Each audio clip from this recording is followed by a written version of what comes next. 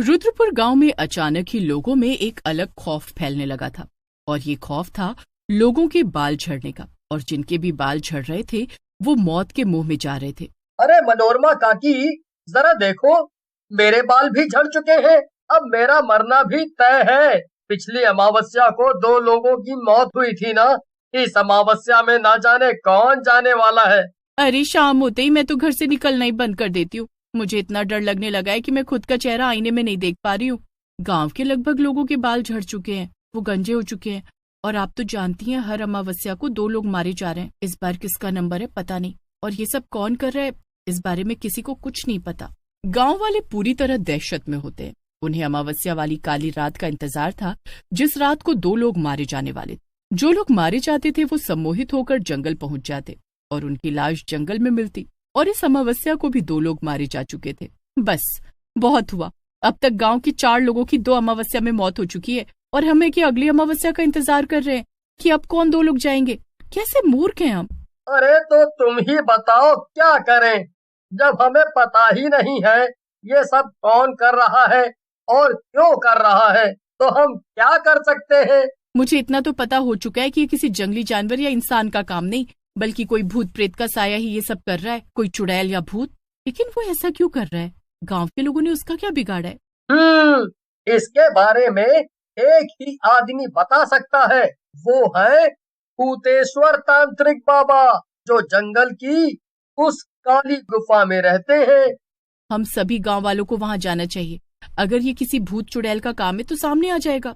गांव के लोग बात कर ही रहे होते हैं कि तभी वहां गोलगप्पे वाली आती है।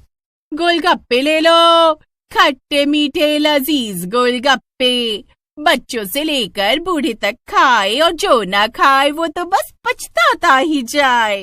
1 मिनट, अब तक कुछ लोग ऐसे भी हैं जिनके बाल अभी भी वैसे के वैसे ही हैं, और जिस किसी ने इस गोलगप्पे वाली के गोलगप्पे खाए हैं उसके ही बाल झड़ रहे हैं। कहीं ये गोलगप्पे वाली कोई राज अपने अंदर समेटे तो नहीं बैठी। मुरारी काका, रामपाल काका, सुलोचना काकी, ये लोग गोलगप्पे से दूर भागते हैं। इन्हें बाहर की चीज पसंद नहीं। और बाकी गांव के बच्चे, बूढ़े, जवान सभी ने इस औरत के गोलगप्पे खाए हैं। और जब से ये औरत गोलगप्पे बेचने आने लगी है तभी से लोगों के बाल झड़ने लगे हैं, करीब 1 महीने से। अब गांव के लोग उस गोलगप्पे वाली पर नजर रखने लगते हैं।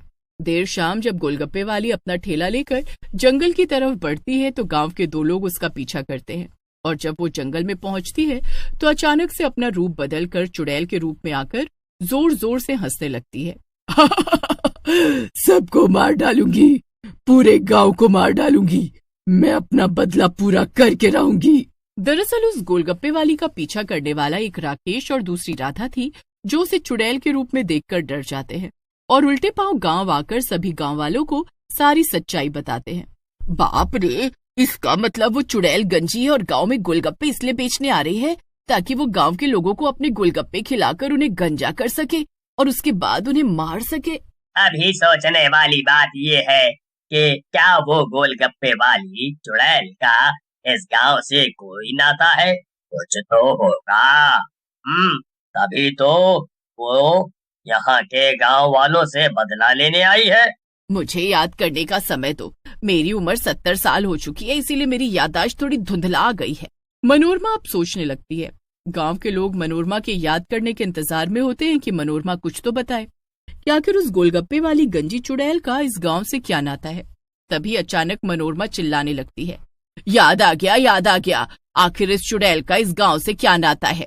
इसके लिए हमें कुछ सालों पहले पीछे जाना होगा। रुद्रपुर गांव में दीनानाथ अपनी पत्नी चमोली के साथ रहता था। दीनानाथ गोलगप्पे बेचकर अपना घर परिवार चला रहा था। क्या बात है, आज तो आप गोलगप्पे बेचकर जल्दी आ गए। मेरे हाथों के बने गोलगप्पों में इतना स्वाद है कि मैं गोलगप्पे लेकर जाता हूँ और पहले से इंतजार कर रहे लोग उसे चट कर जाते हैं। बहुत अच्छी बात है। पिछले कुछ समय से हमारा बुरा दिन अब अच्छे दिन में बदल रहा है। मैं बहुत खुश हूँ। और हाँ, आपको एक खुशखबरी भी देने वाली हूँ। खुशखबरी? कैसी खुशखबरी? कहीं हम बाहर तो नहीं जाने वाले? बिल्कुल भी नहीं। तुम पिता बनने वाले हो और मैं माँ बनने वाली हूँ, इसकी खुशखबरी। अब तो आपको ज्यादा मेहनत करनी पड़ेगी। हमारे घर में एक और सदस्य जो बढ़ने। दीनानाथ बहुत ईमानदार था और उतना ही मेहनती भी। अपनी मेहनत के कारण वो पूरे गांव में जाना जाता था। लेकिन कहते हैं ना, अच्छाई के साथ बुराई भी जुड़ी होती है। दीनानाथ जितना ही अच्छा था, दीनानाथ से उतने ही लोग जला करते थे। और खासकर दीनानाथ का पड़ोसी नंदू उसके पीछे हाथ धोकर पड़ा रहता। एक रोज दीनानाथ गोलगप्पे की दुकान पर एक औरत को गोलगप्पे खिला रहा होता है। औरत ने करीब 200 रुपए के गोलगप्पे खा लिए थे। भैया, और गोलगप्पे दे दो, आपके गोलगप्पे में तो क्या स्वाद है। बहन जी, अब तक आप 200 रुपए के गोलगप्पे खा चुकी हैं। पैसे उधार नहीं करूंगा मैं। और हाँ, इसीलिए मैं आपको बता रहा हूँ। आपको क्या लगता है मैं यहाँ फ्री में गोलगप्पे खाने आई हूँ? आप सिर्फ गोलगप्पे खिलाओ, पैसे मैं देकर जाऊंगी। जी ठीक है, ये लीजिए आपके तीखे गोलगप्पे। 200 से ज्यादा के गोलगप्पे खा लिए मैंने। अब तो कुछ करना होगा। वैसे भी नंदू भाई साहब ने मुझे कल ही बताया था कि दीनानाथ भाई साहब कुछ ज्यादा ही ईमानदार है। आज उनके ईमान पर दाग ही लगाया जाए। वो औरत गोलगप्पे खाने के बाद अचानक ही चीखने चिल्लाने लगती है। जब तक दीनानाथ को कुछ समझ आता, वहाँ गांव के लोग इकट्ठा हो जाते हैं, खासकर नंदू भी। अरे बहन, क्या हुआ? क्यों चिल्ला रही हो? तुम ठीक तो हो ना? हैं? बिल्कुल भी नहीं। इन्होंने मुझे गोलगप्पे खिलाने के बहाने छूने की कोशिश की है। और जरा देखो, मैंने इन्हें कहा कि मैं अपनी गोलगप्पे के 200 रुपए दे दूंगी, तो ये कहते कि उसकी क्या जरूरत है। एक बार मेरी बात मान लो। दीनानाथ, तू इतना गिर जाएगा, मुझे पता नहीं था। तेरी पत्नी पेट से है, इसका मतलब ये नहीं कि तू किसी भी औरत पर हाथ डाले। और आप लोग देख क्या रहे हैं? ओ डालो इसे, इतना मारो कि आज के बाद ये किसी दूसरी औरत पर हाथ या नजर न डाले। हाँ। दीनानाथ की कोई भी बात नहीं सुनता और लोग उसे मारने लगते हैं। तभी वहाँ चमोली का आना होता है। वो अपने पति का बीच बचाव करती है। तभी वो औरत गांव के लोगों से कहती है, मेरी इज्जत के साथ खिलवाड़ हुआ है। इसे सबक तभी मिलेगा जब इसकी पत्नी को गंजा कर दिया जाए सारे गांव में, सभी के सामने। कुछ औरतें आगे बढ़ती हैं और वो चमोली को पकड़कर उसके बाल हटाने लगती हैं। वहीं गांव वाले फिर से दीनानाथ को मारने लगते हैं और दीनानाथ को इतनी गंभीर चोटें लगती हैं कि वो वहीं दम तोड़ देता है। दूसरी तरफ चमोली को गंजा कर दिया गया था। चमोली भी अपने पति के जाने के वियोग में करीब 15 दिन बाद ही इस दुनिया को छोड़ देती है। वो गर्भवती थी और गांव वालों को उस पर बिल्कुल तरस नहीं आता। दोनों पति पत्नी की जिंदगी समाप्त हो जाती है और किसी को कोई फर्क नहीं पड़ता। ये तो बहुत दुख की बात है, लेकिन जिस नंदू की बात आप कर रही हैं काकी, वो तो 3 साल से शहर में रह रहा है और उसके बदले की आग हम गांव वालों को झेलनी पड़ रही है। लेकिन वो औरत और कोई नहीं बल्कि मैं थी। मुझे माफ कर दो, मुझे ये सब नंदू ने करने को कहा था। मुझे अच्छे से याद है, इसीलिए मैंने तेरा नाम नहीं लिया। सारी कहानी मैंने सुना दी है। अब क्या करना है ये तुम लोगों पर है। अगली मौत किसकी है ये कोई नहीं जानता। हमें तांत्रिक बाबा के पास चलना चाहिए और उनसे मदद लेनी चाहिए, क्योंकि इस वक्त गांव के लोग खतरे में हैं। राधा की जान कभी भी जा सकती है, क्योंकि राधा की वजह से ये सब शुरू हुआ था। राधा, तुम्हें उनसे माफी मांगनी होगी। तुमने जो किया वो सच में गलत था। मैं तुम्हारी जगह होता तो ऐसा कभी नहीं करता। अब गांव के लोग तांत्रिक के पास पहुंचते हैं। तांत्रिक साधना में लीन था, लेकिन लोगों के आने के पश्चात जब वो आंख खोलता है तो सामने बैठी राधा को देखकर कहता है, इसके लिए पूरे 24 घंटे की पूजा हवन होनी जरूरी है।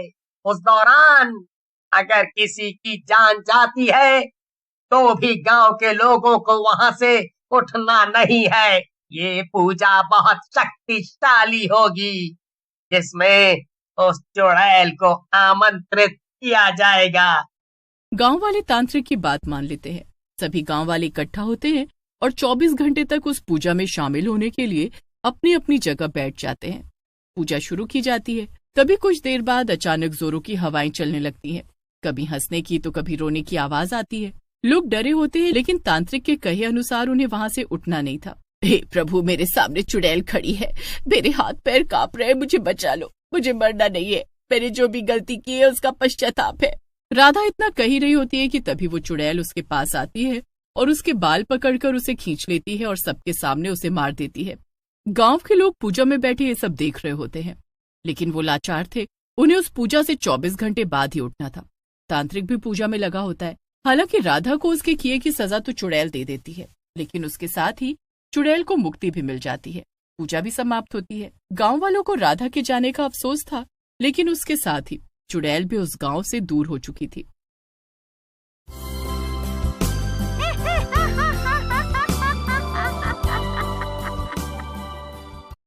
शहर से बहुत दूर एक गांव था। उस गांव में एक बरगद का पेड़ था। उस पेड़ पर एक झूला लटका हुआ था, लेकिन कोई भी गांव वाला उस झूले पर बैठने की हिम्मत नहीं करता था। एक दिन घसीटा और उसकी पत्नी निर्मला सो रहे होते हैं। तभी उन्हें खिड़की से किसी के रोने की आवाज आती है। इस वजह से घसीटा की नींद खुल जाती है। अरे ये कौन है? हे भगवान, लगता है ये आवाज उसी बरगद के पेड़ की तरफ से आ रही है। अरे निर्मला, जल्दी उठो, देखो ना, आज फिर से वही रोने की आवाज आ रही है। हे भगवान, ये रोने की आवाज तो उसी झूले की तरफ से आ रही है। तुम डरो नहीं, मैं अभी देखता हूँ। फिर घसीटा खिड़की की तरफ जाता है तो उसकी आंखें फटी की फटी रह जाती हैं। उसे झूले पर एक औरत दिखाई देती है। उसने सफेद रंग की साड़ी पहनी होती है और रो रही होती है। अरे निर्मला, जल्दी यहाँ आओ, देखो झूले पर कोई बैठा हुआ है। फिर निर्मला भी जल्दी से खिड़की की ओर जाती है और उस औरत को देखने लगती है। अजी, ये वही चुड़ैल तो नहीं जिसने इस झूले पर अपना कब्जा कर रखा है? तुम्हारा दिमाग खराब तो नहीं हो गया? वो सिर्फ एक औरत है। अजी, भला रात के 2 बजे कौन पेड़ के नीचे झूला झूलता है? अब तुम रुको, मैं अभी बाहर जाकर देखता हूँ। अरे रुको रुको, तुम्हारा दिमाग खराब तो नहीं हो गया जो खुद मौत के मुंह में मरने के लिए जाना चाहते हो? मैं आपको कहीं नहीं जाने दूंगी। तभी वह चुड़ैल अचानक से गायब हो जाती है। ये सब देखकर वे दोनों डर जाते हैं। अरे मर गए रे, ये तो गायब हो गई। मैंने आपसे कहा था ना जी, ये कोई आम औरत नहीं है। तुम सही कहती हो निर्मला, इस झूले में जरूर कोई गड़बड़ है, तभी कोई गांव वाला इसके आसपास जाने में भी डरता है। अजी, आज तक तो हमने इस झूले के बारे में सिर्फ अफवाहें ही सुनी थी। आज तो अपनी आंखों से देख लिया। मैं अब इस घर में और नहीं रहने वाली। फिर अगले दिन निर्मला का भाई अपनी पत्नी के साथ शहर से उसके घर आता है। अरे निर्मला बहन, तुम कहाँ हो? अरे भाई, तुम आज तुम्हें अपनी बहन की याद कैसे आ गई? बस ऐसे ही, बहुत दिन हो गए थे तो मैंने सोचा अपनी प्यारी बहन से मिल लूं आज। फिर वे लोग पूरा दिन हंसी मजाक करके बिता देते हैं। और फिर रात होने पर, बबलू भाई, तुम नीलू के साथ इस कमरे में सो जाओ, हम साथ वाले कमरे में सो जाते हैं। और हाँ, तुम्हें किसी चीज की जरूरत हो तो मुझे बता देना। फिर इतना बोलकर निर्मला अपने कमरे में सोने के लिए चली जाती है। फिर कुछ देर के बाद नीलू की नजर खिड़की के बाहर उस झूले पर पड़ती है। अजी, इधर आइए, वो देखिए, वो पेड़ के नीचे एक झूला लगा हुआ है। हमारे शहर में तो ऐसा कहीं देखने को नहीं मिलता। चलिए ना, मेरा बहुत मन है झूला झूलने का, चलिए ना। अरे रुको रुको, अभी तो रात हो गई है, सुबह होते ही झूल लेना, अभी सो जाओ। फिर इतना बोलकर बबलू सोने चला जाता है, लेकिन नीलू उसी झूले को देखती रहती है। अजी सुनिए ना, चलिए ना, मेरा बहुत मन है। लेकिन बबलू नीलू की बात को अनसुना कर देता है और सो जाता है। फिर नीलू सोचती है, अरे ये झूला तो एकदम घर के पीछे ही है, मैं खुद ही चली जाती हूँ। फिर इतना सोचकर नीलू घर से अकेले ही निकल पड़ती है और सीधा उस झूले के पास पहुंच जाती है। अरे वाह, जैसा मैंने सोचा था ये तो बिल्कुल वैसा ही निकला। आज तो मजा ही आ गया। फिर नीलू उस झूले पर बैठ जाती है और झूला झूलने लगती है और गाना गाने लगती है। पंछी बनूं उड़ती फिरूं मस्त गगन में, आज मैं आजाद हूँ दुनिया के चमन में।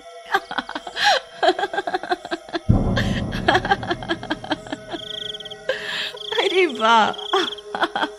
फिर नीलू कुछ देर रात खुशी खुशी झूला झूलती रहती है।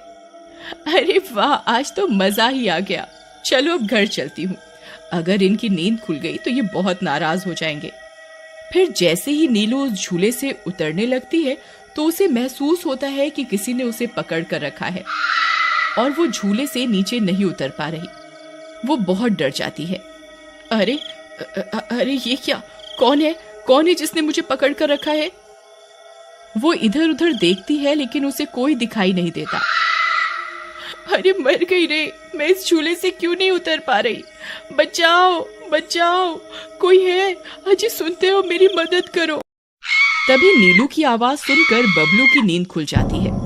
निर्मला और घसीटा भी उठ जाते हैं और भागते हुए बबलू के पास आते हैं। अरे बबलू, ये तो नीलू की आवाज थी ना, वो कहाँ है?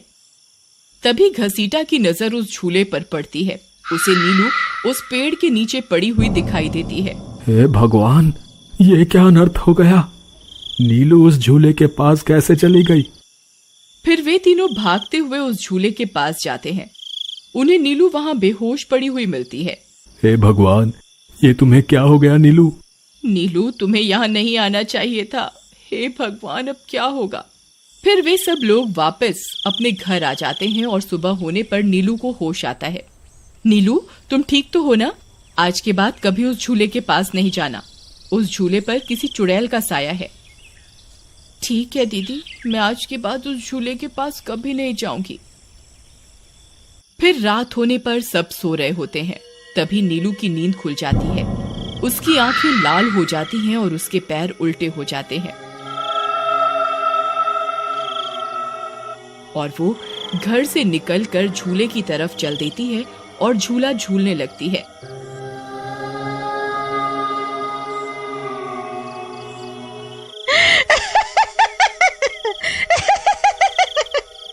उसकी हंसी सुनकर उन सब की नींद खुल जाती है।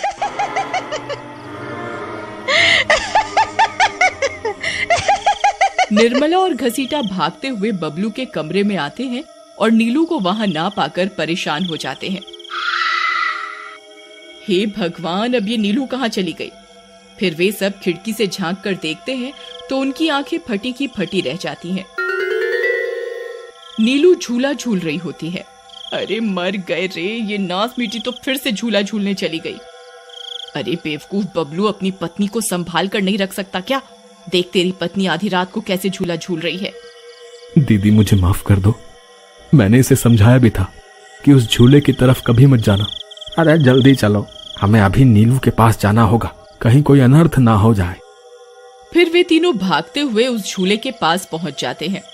ए नास मीठी नीलू, चल जल्दी से इस झूले से नीचे उतर। तुझे कल भी समझाया था ना इस झूले की तरफ नहीं जाना। एक बार में समझ नहीं आता क्या?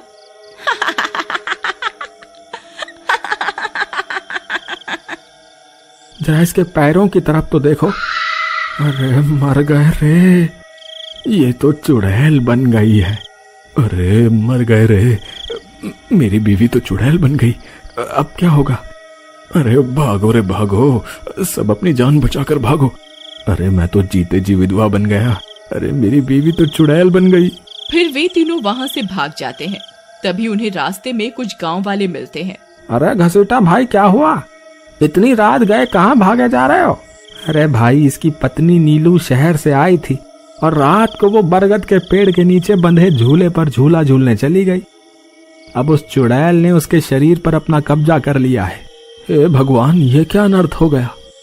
चलो हम सब मिलकर अभी वहां चलते हैं। फिर वे सब गांव वाले मिलकर वहां पहुंच जाते हैं। नीलू अभी भी झूला झूल रही होती है। ए चुड़ैल, बस बहुत हो गया। तूने हम गांव वालों को बहुत परेशान किया है। तेरी वजह से कोई भी रात को इस रास्ते से गुजरने की हिम्मत नहीं करता था, लेकिन बस आज तेरा खेल खत्म करके ही रहेंगे। चलो भाइयों, आज इस चुड़ैल को जिंदा नहीं छोड़ना, बता रहे हैं। भाइयों, हमें इस झूले को इस पेड़ से काट कर अलग करना होगा। फिर कुछ गांव वाले खंजर से झूले की रस्सी तोड़ देते हैं। झूला टूटते ही नीलू नीचे गिर जाती है और चुड़ैल गुस्से में नीलू के शरीर से बाहर निकल जाती है। हे गांव वालों, ये तुमने सही नहीं किया, अब तुम सब मरोगे। भाई जल्दी से इस झूले में आग लगा दो, हो सकता है इस झूले के जलने से ये चुड़ैल भी मर जाए। तभी एक गांव वाला उस झूले को आग के हवाले कर देता है। उस झूले में आग लगते ही वह चुड़ैल भी तड़पने लगती है और कुछ ही देर में वो भी जलने लगती है। मैं किसी को जिंदा नहीं छोड़ूंगी। अरे अरे मर गई रे। गांव वालों, मैं तुम्हें जिंदा नहीं छोड़ूंगी, मैं वापस आऊंगी। फिर देखते ही देखते चुड़ैल जलकर राख हो जाती है और गांव वालों को उस भूतिया झूले से छुटकारा मिल जाता है।